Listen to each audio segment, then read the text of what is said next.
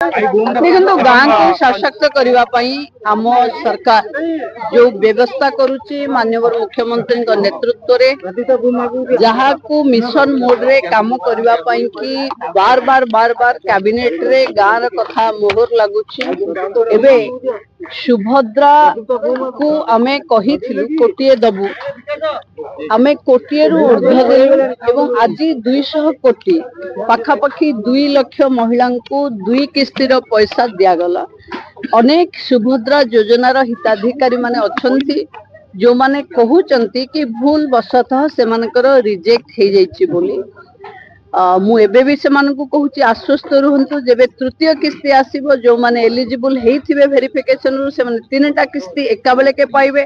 सुभद्रा रे काहाकू न दिया हबो एमती नाही जिए जेतबेले एलिजिबल हेकरी क्लियरेंस आसीजिमो सेबे तांकू जदी तृतीय किस्ती पाखापाखि हेइथो ताले 3टा किस्ती तांकू एका बेले के मिलिबो। तेणु गाँ रे थिबा भौणी मानकू मु एबे भी अनुरोध करूची जहार रिजेक्ट रे आपण माने संतुष्ट नुहंती